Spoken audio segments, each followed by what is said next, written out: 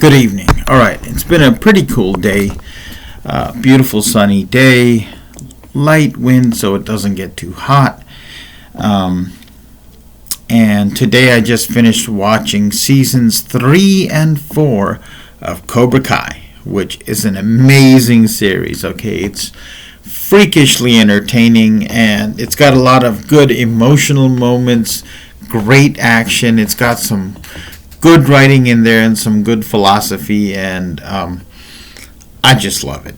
All right, I love it. All right, and it brings back some memories. All right, brings back some memories of the '80s and the '90s, and that's the time period when I was really into competing. I have competed in the 2000s, and 2016 I did my first BJJ tournament with no formal training. Right, and got a bronze. So, but let's talk about some of the weird shite that I have seen at tournaments. Okay, I have seen some stuff that most people, if you talk to today, if you talk to the BJJ generation, the UFC generation, the MMA generation, and the Muay Thai generation, arts that are very popular now, they would be like, well, that doesn't exist. That's fake martial arts. That doesn't work. No, dog. No, not at all. So, in no particular order, except for the first one, I'll talk about what I saw in my first karate tournament in 1980. I believe this was the Mid-Atlantic Karate Tournament, and it was JKA. I was a white belt. I may have had 7 months training, 6 months training. It wasn't much. And somehow in class I had injured an adult. I made a video about it. I had read an article in Black Belt, one of my older brother's magazines, about this was like around the time, maybe a little before Dillman was coming out, and a lot of karateka were talking about tuite and things like that. I don't even think the term tuite existed in the public consciousness, right? But they were talking about hidden applications, and prior to that, the magazines talked about, well, this is a block and there's a punch. This is a high block against a straight punch to your face or a hammer fist. Try this one day. Ask someone to chop down as hard as possible with a hammer fist or a knife hand and block it like this and see how that forearm feels, right? Especially if you're a beginner and you haven't conditioned your forearms. That hand's going to hurt. That forearm's going to hurt. And then, this technique in Heian Sandan, and he explained it as an arm lock and a throw. Well, I was doing one-step sparring with an adult male. He was a green belt, I was a white belt, and it was a mixed class, and I injured him. I threw him down and I injured him. And the teacher was a female. It was like, where'd you learn that? And I said I saw it in a magazine. And so, when it came time to compete, everyone else was doing, the other kids were doing kata, competing against other kids. They had me compete against green belts, and they were older than me. They were like teenage green belts. And instead of a one-step sparring competition that the kids, white belts, had, they made me spar with a college-age dude. Tall black dude. Right? I'm little, tiny, glasses wearing foreign kid. Alright?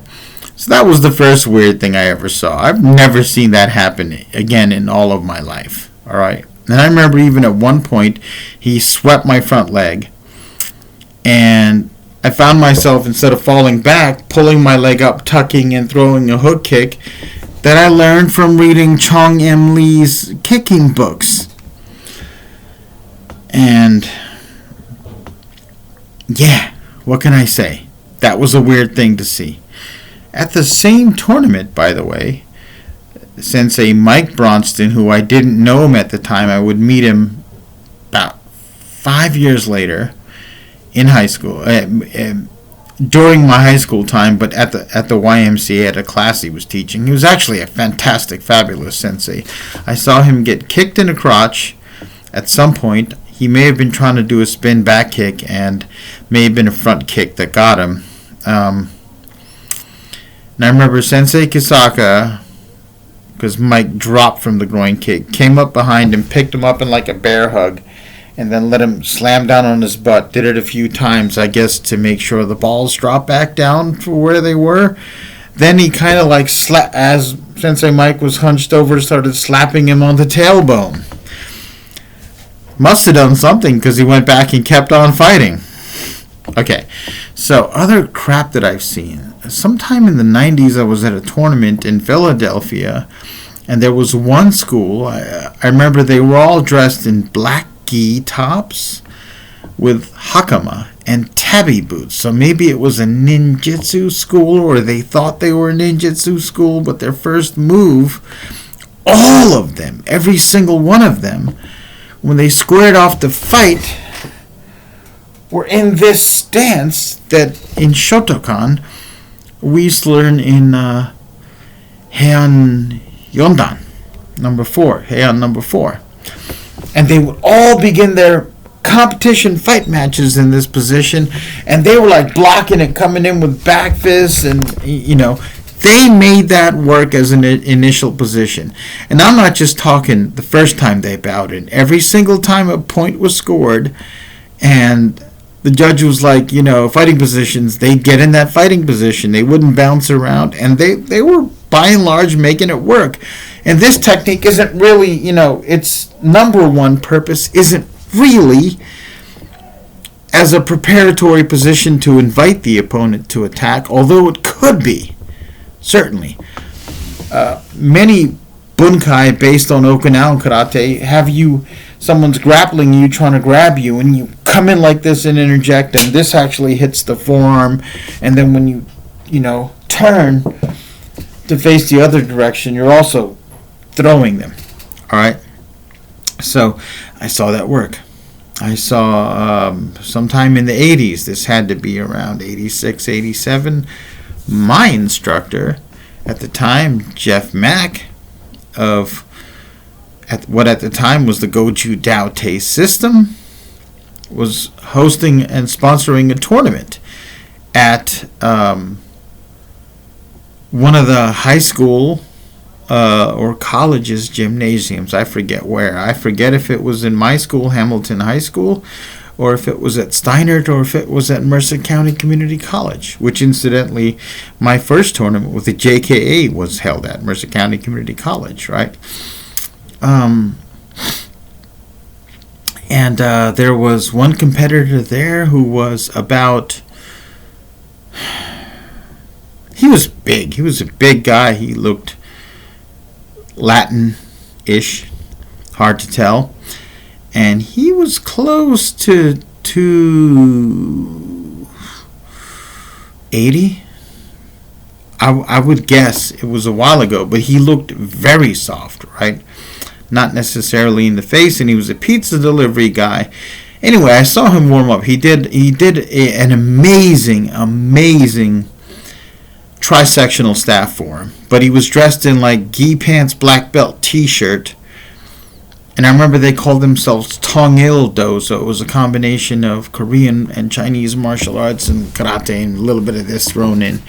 And he did a very lengthy empty hand forms. And I remember with the trisectional staff form, he did the move where, he would flip it under his body and bounce his body up. He was a huge guy. He was so incredibly agile.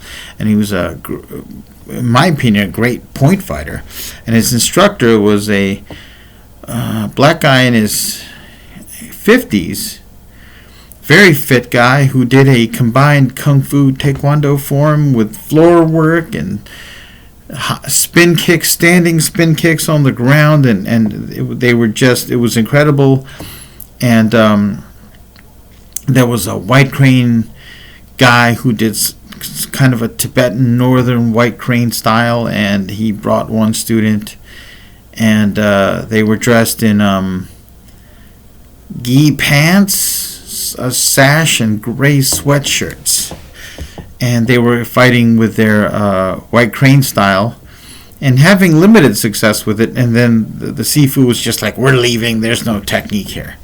That was another tournament I went to in Pennsylvania, probably Philadelphia, sponsored by Grandmaster Dominic Jacoby of Tang Soo Do fame, where I went there to go with my school, but I wasn't competing. I think I was getting over a cold or something. Something had happened. I wasn't at 100%, but I wanted to go. So I was just there in jean jacket with my little dragon patch, right? And I was watching, and I watched this one kid who was a green belt in Tang Soo Do or Taekwondo, and, you know, I was like, he kind of looks like Chuck Norris if Chuck Norris was a kid. And I was watching him fight, and he just wouldn't punch. And in between matches, I was like, man, why don't you punch? Like, why don't you throw a punch? Like, what do you mean? I said, you know, doesn't your style teach punches? And he goes, well, yeah, but we like to kick. I'm like, I get it, but like, and you won that match, but like, it seems like if you were to punch, you'd beat everybody. He's like, what do you mean? So I got my boxing stance. I showed him how to jab, cross, hook, uppercut, and I sparred with him a bit, and I discovered I could coach people. Like, I discovered I could go up to a total stranger with utter confidence and completely change their fighting style. I was in high school, right? I think the kid might have been older than me. And I began coaching this kid through his matches, and he began whooping on people with boxing. And at one point, I remember someone threw a kick, he moved in, jammed it with his forearms, and threw a hook. And this Tang Soo Do judge got furious, like, I saw what you were doing. You're using a boxing technique, and that's illegal. And I'm like, I don't know if it is. Like, throwing a closed-fisted punch to the chest with focus to a target area with control. How is that just a boxing? How is that illegal? Now, mind you, I find out much later, hook punches are part of karate, part of kung fu, even part of taekwondo. But if he'd have thrown it with a ridge hand, it would have been legal. He throws it with a fist, it's illegal. If he'd have thrown it with an elbow to the body, would they have counted it as a point? Oh, mind you, that tournament was bare knuckle, as was my first tournament, though the other tournaments I've talked about are not. Other bizarre stuff I've seen at tournaments. I've seen guys that were obviously just making stuff up, and some looked great, some didn't. I saw a lot of kung fu guys in the 80s that did their so-called hardstyle forms practically in slow motion, or a fast version of slow motion, but too slow to be called fast, and often with little focus. Later, when I began to see Chinatown type schools, I'm like, okay, you're supposed to do it with focus, with speed, and the fluidity, and the softness. It's Kung Fu is actually, when it comes to forms, one of the highest level ways of executing forms, because you have power, you have speed, you have moments when there is no power, where the power is moderated. You have circularity, linearity, angular movement, up and down movement, etc., etc., right? So, I have seen people fling themselves to the ground in mock agony and damage to gain a penalty point when the other person was nowhere near them. And I've never brought myself to do it. I've had it done to me, even as a black belt, right? I have seen... This is me. I did this. I know because I did this. There was a guy that I fought in a Philadelphia tournament in the 90s, and at the time I was part of Shaolin Chuan Fa Silam Pai Kwan, and he was in gi pants and a sort of monogrammed sweatshirt, and I think he was from a school, Vipassana or something like that. They call themselves African martial arts, but every single component that's like a legitimate martial art move is from other martial arts. So it's not like a martial art from Africa, but they're Afro-American people. And there was definitely a capoeira influence in what he did. He was a tall kid with dreads. And he was doing a lot of like floor fighting. And at the time, I had learned snake kung fu. It has some limited groundwork, but on my own, I had been studying the William Sanders videotapes of Haramau Silat, right? And I'd always loved ground kicking, ground striking, and the limited ground grappling I did. I felt comfortable on the ground. I've had to fight from the ground, for real. And so the referee calls, begin! And, he starts doing kind of like his Jenga, right? And I dropped to the ground on one knee and started moving from my snake stance, right? On the ground. And the ref goes, stop! And we both stayed on the ground, looking at him. And he calls the judges, and they're having a consultation. Like, I think he was like, I don't know what to do. Like, should we tell them that's not allowed? And then I remember there was a young-looking black gentleman in a kung fu suit, and he kept saying, I want to see what they can do.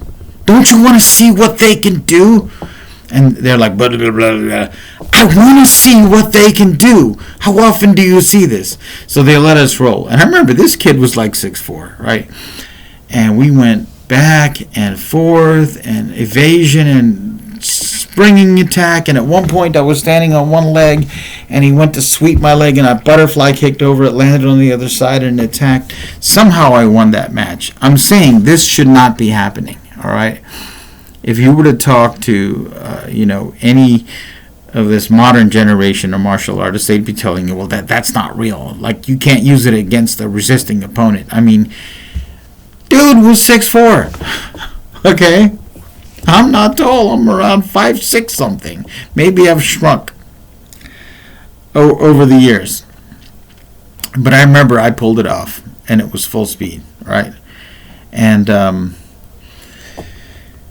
How many times have you seen this? I have seen more knockouts from a spinning hook kick in point fighting than I have in any other format. I saw it as a karateka.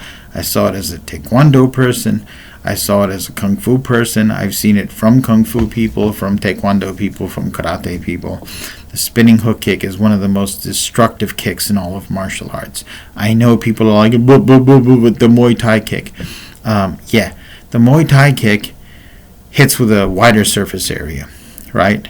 The spinning hook kick has all the power of a Muay Thai kick, but if it's aimed at the right target, like the temple, the jaw, pretty much anywhere near the head, the front of the face, it breaks bones, it causes unconsciousness, it can cause permanent brain damage. It may have caused permanent brain damage in quite a few people, and